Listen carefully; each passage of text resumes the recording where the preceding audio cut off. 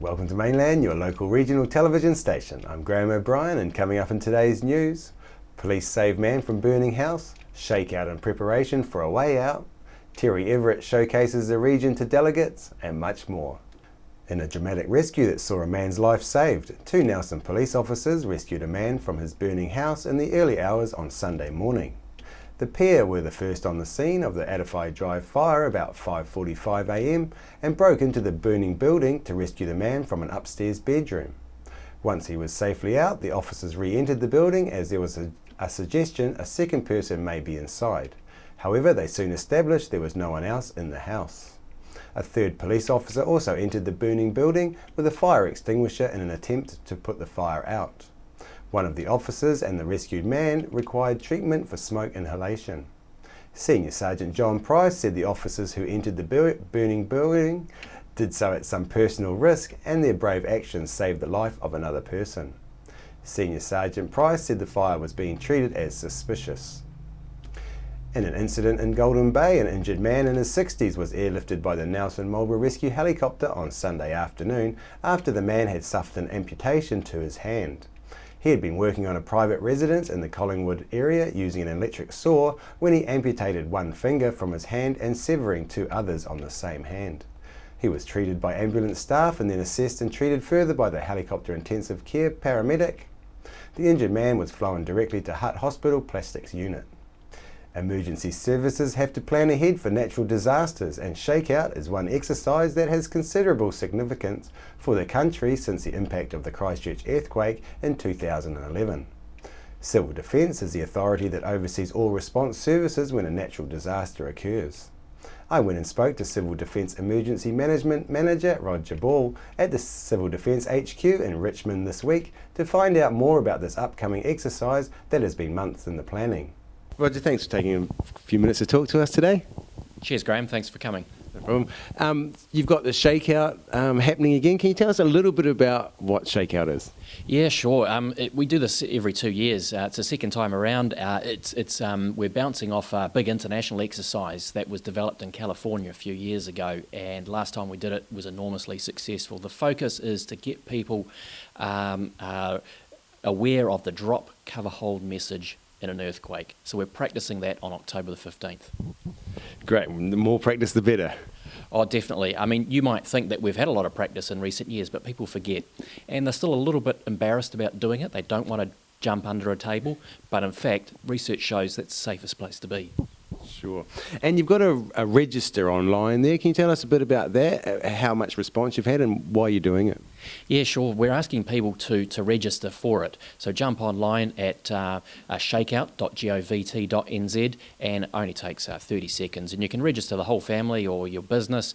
And what we're looking for is to get information about who's involved and who's interested. And we can analyse that afterwards to see where we've got gaps and where our knowledge is not reaching. But also gives us a little bit of competition going on between, Nelson Tasman versus Marlborough versus Taranaki and all the rest. So we're up to about 16,000 at the moment. We're trying to get to about 23,000 to exceed last time's target.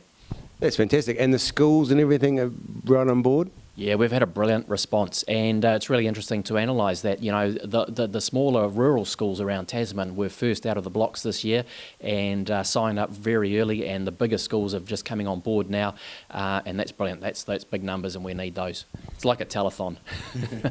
So you're really just doing it to find out who's not getting the message? Yeah, it's not only that, but it also gives us, a bit of a mass effect. And I think it was Winston Churchill that said, quantity has a quality all of its own. It is one of those exercises where we want the whole country in behind it. We want businesses on the day just to pause for 30 seconds, do the drill as a team, and then talk about it at morning tea and say, well, if this was real, how would we have gone in our workplace? Are things tied down? How would we actually cope if we had some injuries? Is our location safe? And also think about the tsunami effects potentially if you are by the coast. Yeah, that was my next question actually. The tsunami, the warning that came out last week, I mean, we weren't directly in line, so you guys just ate your lunch as normal, or were you a bit busier? Actually, no, we were busy. You know, you still got to go through the process, and even communicating to everybody up and down the country about what's going on and to our local agencies requires a lot of work. But yes, you're right. We weren't in the frame for that one, fortunately, but we still felt the effects in a minor way. We had current and tidal surges around the region. So if that was a real event, more threatening, we would want people to move away from the coastline if they felt a large earthquake, what we call the long and strong. If you're at the coast and you feel the long and strong earthquake, get inland. Roger, thanks very much for all your work. No, it's a pleasure. Thanks for coming to see us. And yeah, October the 15th, I hope people will register. No. Shakeout is the civil defence awareness campaign for the earthquake. It's in October. Yeah, I've heard of it. Okay. Yeah. You going to participate in any way? It's in October, right? Yeah. I probably won't be. Yeah, sorry. Not unless you're having, in Parliament, you're having a bit of a shakeout or something, getting rid of some of the dead wood, but no. It's a civil defence awareness campaign for October for the upcoming earthquake practice. Oh, okay. No, well, I haven't heard it mentioned, but I'm on the road a lot. I should be pretty aware of it, I suppose. I live down at Tiana way, so I should be very aware of it. But no, I haven't until now. Shakeout? What? To me getting fit? What's it meant to mean? It's the earthquake, getting prepared to have the earthquake awareness and preparation. Have you heard of it? No, I hadn't actually. But prepared for earthquakes? Considering I've been in the Anangahua one, I wasn't in the Christchurch one, but if they listened to their forefathers in Christchurch, they wouldn't have had issues. Because I'm a builder by trade. And I did my Polytech training in Christchurch. And they were saying if Christchurch has an earthquake's in trouble because the foundation's on and they're not building properly. I could tell you why the CTC building fell down by just looking at the TV. Because it wasn't built properly. And if the second floor gives out, that up there does not stay there. And that's where it gave out. The steel wasn't tied properly. But anyway. Shakeout. Oh, shaking out my overalls and getting rid of the white-tailed spiders. So, no, not really. We've got awareness of earthquake coming up in October, so Shakeout is the civil defence name for it. But you haven't heard of it yourself? Heard of it? No. But I know all about earthquakes. Yeah, Sure. Yeah. So no, that doesn't mean anything to me. I just run for the hills when it happens. 38 National High Achiever delegates in sales for Enyo, a company that is a supplier of natural cleaning products, were in the Nelson region for a conference over the weekend. Tasman-based Dreammaker put a tour itinerary together with an aim to offer something a little different to showcase Nelson. Some of the local companies that were included in this collaborative promotion were the Truffle Company and Pete's Lemonade, among others. Delegates were taken from their accommodation at Monaco by double-decker bus to various locations around the city, which included a visit to World of Wearable Art Museum. Mainland's Ethan Williams caught up with the delegation and Terry Everett of Dreammaker at Nelson Cathedral, where they were entertained by the Nelson Bays Choir in a mini concert during a celebration of the 20-year anniversary of their choir.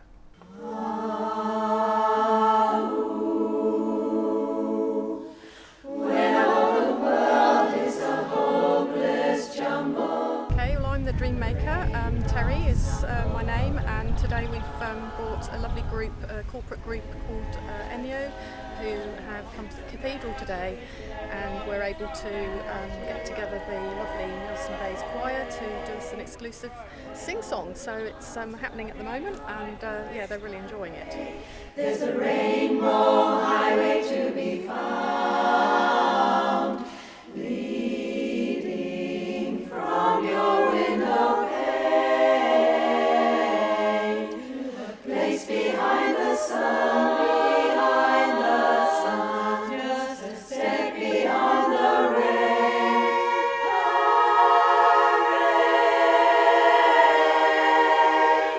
Somewhere over the rainbow,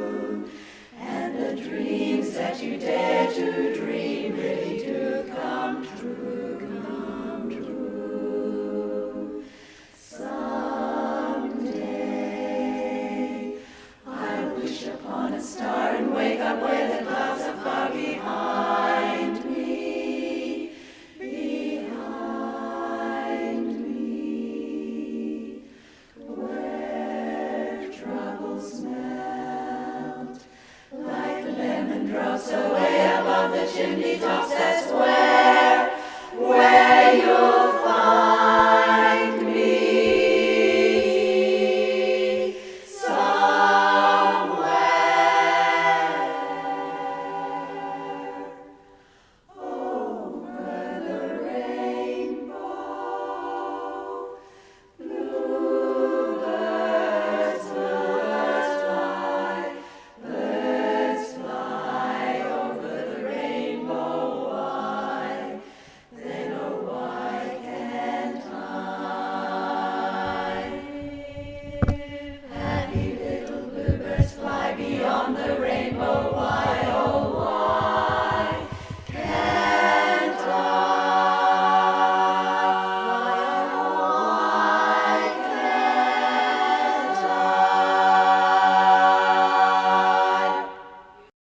Traffic diversions were put in place on the coastal highway last Friday afternoon near Mapua after live power lines came down on the highway.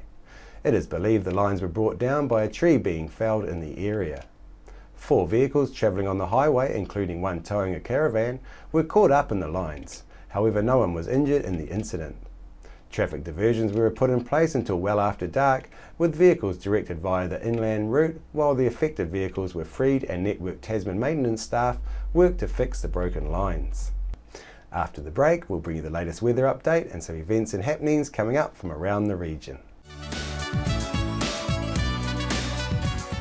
Edward Gibbon, the bathroom specialist, have a great range of bathroom ideas at their showroom at 23 McGlashan Ave in Richmond. Call in and check out some of the latest bathroom designs and fittings. Edward Gibbon, the bathroom plumbing and drainage supply specialist, 23 McGlashan Ave, Richmond. I'm Francis from Nelson Auto Glass. We repair all auto glass, stone chips, windscreen replacements, scratch removal. If you have an auto glass issue, our team will sort it. Nelson Auto Glass Specialist, 84 Vanguard Street, Nelson. Welcome to Smugglers Pub and Cafe, open 7 days a week with free parking all day. Our lunch menus have that fat old-fashioned flavour where we treat you like treasure with the food you'll savour. We cater for children, grannies and granddads too, with special rates and privileges given to the elderly lunchtime crew. Our staff are friendly and kind and want to see you all come back time after time. Daytime or evening, it doesn't matter. Give us a call on 546 4084 and we'll be happy to spoil ya. We're the team at JCar, right here in Nelson, 120 Hardy Street. Our shop is full of electronic items, including security alarm systems, electronic components, solar and power, electronics toys,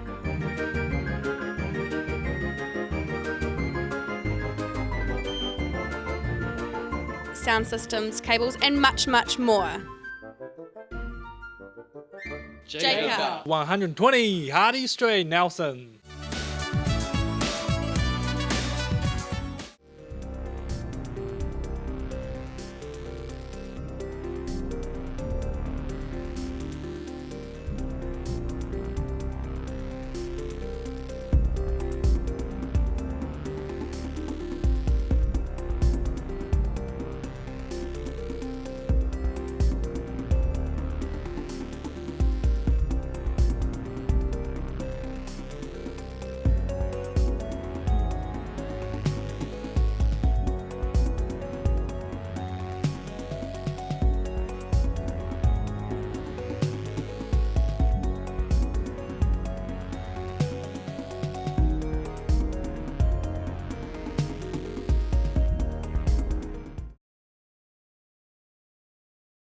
Victory 60 Plus, Tuesdays 1 till 3 p.m, 238 Upper Vanguard Street. Join them for cards, games and a cuppa. Victory holiday program from October the 5th to the 9th, fun for the whole family with workshops with drama activities leading into devising a piece of theatre, hip-hop dance and circus skills, and woodwork for those handy with tools. That's it for today's news and events. On behalf of the team here at Mainland Television News, thank you for joining us, and we'll bring you the latest news and events from around the region again tomorrow.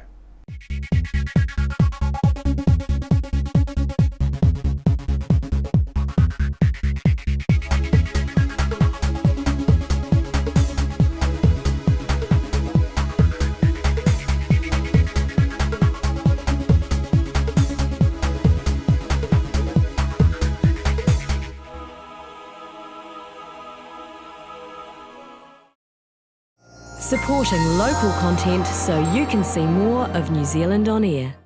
G'day, it's your old mate the Mad Butcher, and you're watching Mainland TV. Are you tired of endless reality shows? Would you prefer to watch captivating documentaries? They have swallowed cars. Exciting movies? Go ahead, load up and shoot. Music for the soul? And if you think I'd eat your fish and chips, I did, you're mistaken. Programming from around the world? Places to visit?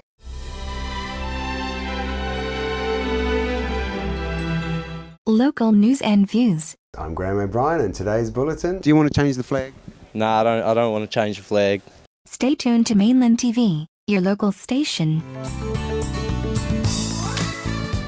Edward Gibbon, the bathroom specialist, have a great range of bathroom ideas at their showroom at 23 McGlashan Ave in Richmond. Call in and check out some of the latest bathroom designs and fittings. Edward Gibbon, the bathroom plumbing and drainage supply specialist, 23 McGlashan Ave, Richmond.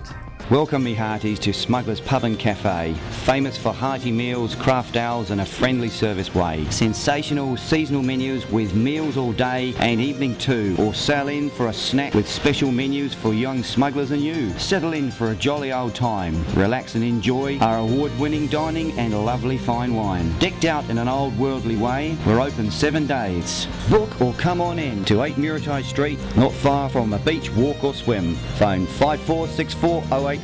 World War I was a defining period in our history, impacting greatly on the lives of people from the Nelson province. Memories of the First World War is an exhibition which will be displayed in a number of regional venues and is currently on at the Nelson Provincial Museum. Nelson Tire Center. Great prices, great service. Buy your own Bryford trailer. All types, all sizes. See Colin Douglas for your tires and batteries. If you were born in the US after the mid-1990s, you most likely ingested a spin-off of NASA technology. Surprised?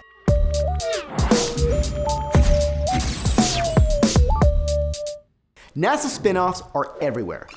Ready? Let's see how many of these you've heard of before. Problem: say you're an astronaut working outside the ISS using a wrench for hours at a time while wearing a bulky spacesuit. What do you do when your hand inevitably gets tired and you start losing grip strength? NASA's answer? How about not getting tired in the first place? NASA has developed a prototype robo-glove that actually amplifies the human grip. They modeled it on the robotic hand of something else pretty cool, the robotic astronaut, or robonaut, which has already been tested on the ISS. Anyway, the robo-glove tries to improve dexterity and reduce hand fatigue and repetitive motion stress for astronauts working on equipment during spacewalks. Next problem. The space station orbits Earth so fast that each new sunrise happens every 90 minutes. Not the best for your circadian rhythms, so how do astronauts get regular sleep? Alright, you know how driving a baby around in a car helps put it to sleep? Well, NASA funded researchers at Stony Brook University to analyze that very phenomenon. They found that hitting the ear with just the right vibrations could sync up the electrical signals going to the brain from the auditory system and from the vestibular system in the inner ear, which regulates balance. They tested extensively on hamsters, which apparently have really similar vestibular systems to humans, and eventually they figured out how to induce either wakefulness or sleep. So what's a spin-off? A downloadable insomnia app called Sleep Genius that combines that vibration research with classical music. Another spin-off? Sleepy hamsters. Next problem. Say you want to do an interplanetary manned mission. Ideally, you'd want to make the spacecraft a self-contained closed ecosystem that can produce its own oxygen, recycle its waste, and generate its own food in order to keep fuel costs down. So how do you do that? Well, back in the 80s, NASA experimented to see if microalgae could help. Think about it. Algae eat waste, make oxygen, and some can even make nutritional molecules. Now, after NASA's initial interest faded, some of the researchers kept the project going and realized that certain species of algae could synthesize a compound found in human breast milk called DHA, which turns out to be important for brain development in babies. Today, this microalgae derivative is in over 90% of the baby formula sold in the US, and nearly 2/3 of the baby formula sold worldwide. So, if you were born after the mid-1990s and went for the bottle over the boob, even once, you, my friend, drank NASA tech. Next up, You know those gantries on launch platforms? The ones that feed the rockets fuel and electricity through these fat umbilical cables? Okay, just before and during blastoff, the vibrations from a rocket engine are insane. So, how do you keep that gantry from shaking to pieces? And not just that, how do you get it to actually detach and fall away smoothly without swinging all over the place? Answer, with the best shock absorbers ever. And if you can dampen the vibrations from a firing rocket, how about dampening the vibrations from earthquakes? The same company that developed NASA's gantry shock absorbers modified the technology and installed it in buildings, in places that get lots of tremors like Tokyo and San Francisco. So that's right, the NASA spinoff in this case is earthquake-proof buildings. And so far, of the hundreds of buildings in which the dampeners have been installed, none have suffered even minor damage during a quake. Next problem. A space shuttle takeoff. It feels like about 3 Gs for the astronauts on board. Now during takeoff, they're all seated, kind of on their backs. So what material do you make those seats out of that would be firm enough to give support, but also have enough give that it wouldn't apply weird pressure points? Memory foam sounds like a pretty good candidate, right? Like in Tempur-Pedic beds? Well, where do you think memory foam came from? You got it, NASA. Now a really big problem. Astronauts in microgravity lose bone density 10 times faster than people on Earth with osteoporosis do. Muscle loss is also a major problem. So, how do you keep astronauts from falling apart in orbit? Answer, a chair that exercises for them. NASA funded some university researchers to experiment with targeted high-frequency vibrations that trick bones into thinking they're carrying weight so they won't deteriorate.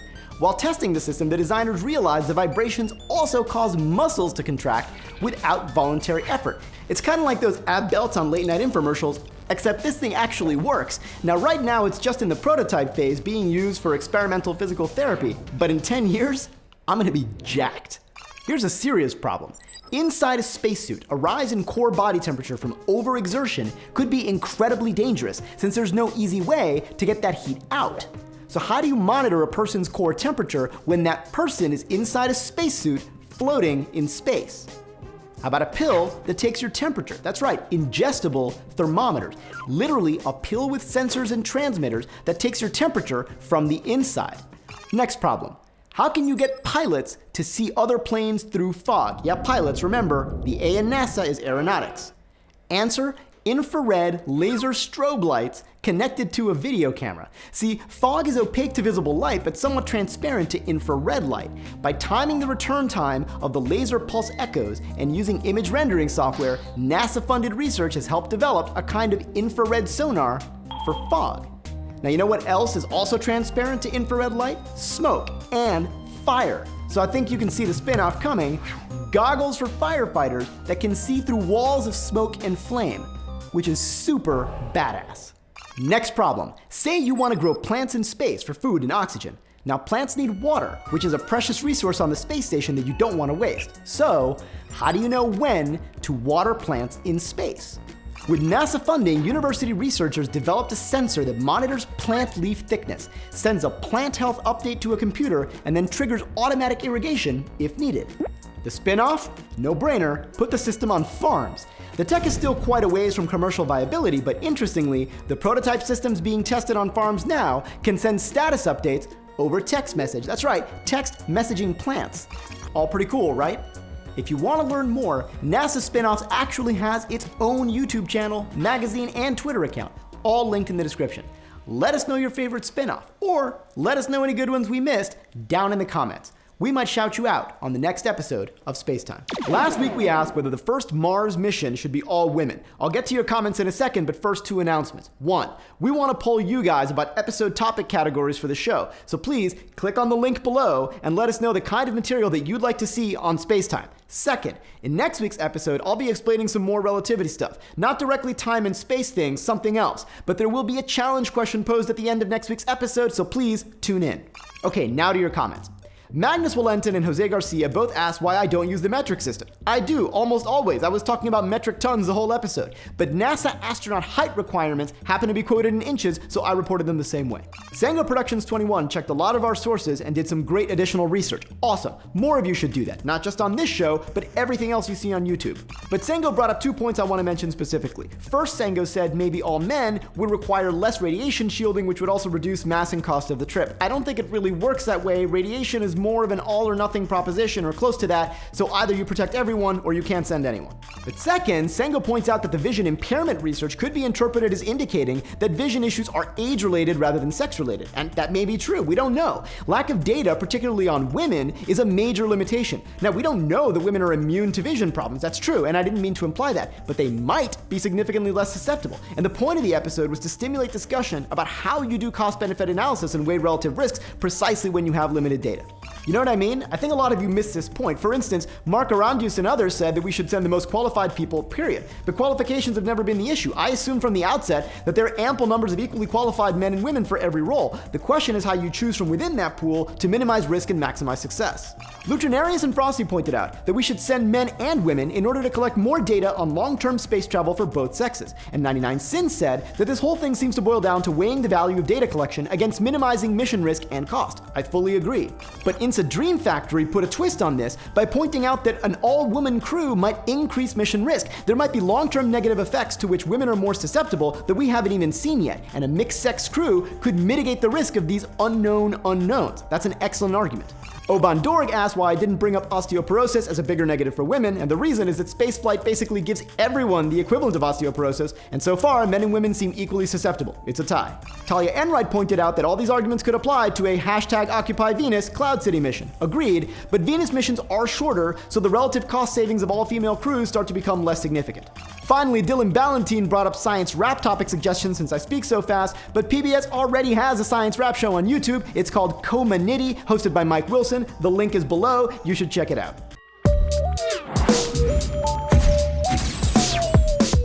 Yes. Yes. Yes. Here at Yes Shop, we love the word yes. Yes! We say yes to kitchenware. We say yes to beauty. We say yes to homewares. We say yes to fashion. We say yes to electronics. Yes to Philips. Yes to Dell. Yes to Apple. Happy Cool, Glad, Goldie, Huron and thousands of other products in our store. Yes! So yes to TV shopping that's all about fun, made right here in New Zealand with Kiwi presenters like me. Yes! Say yes to the ultimate service. With dedicated presenters taking the product out of the box and showing you how it works. And what it can do for you. Say yes to our international buying power. That lets us bring you the best bundles at the best bargains. All from the comfort of your own home. 24 hours a day. So what are you waiting for? There's nothing quite like it. Come with me. Say yes to Yes Shop. Yes! Why would you want to pay as much as $1,000 for a single bed mattress when you can buy a high quality locally made mattress like this for as little as $220? And a queen size mattress could cost you in excess of $3,000, but at Nelson Beds you could have a mattress like this as low as $425. So why would you go out and spend a fortune on your child's bedroom when you can come to Nelson Beds and buy a complete single mattress and base set, a 7-drawer Scotch chest, a headboard and a 3-drawer bedside cabinet for as little as $979? So call and discuss our custom manufacturing options and local after sales service at Nelson Beds, Nelson's only bedding manufacturer.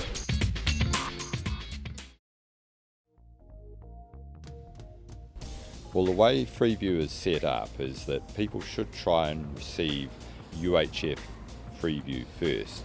Satellite should really only be a fallback option if you live in a country or out in the country, or you live in an area that's maybe shielded from the transmitter. If you go terrestrial, you've got the advantage that you get the mainland channels as well. So that's plus, there's an extra 8 channels there, plus 2 radio channels. So. If you need help tuning into the digital TV channels, please give us a call. Nelson TV and Video Services, 41 Halifax Street, Millers Acre Car Park.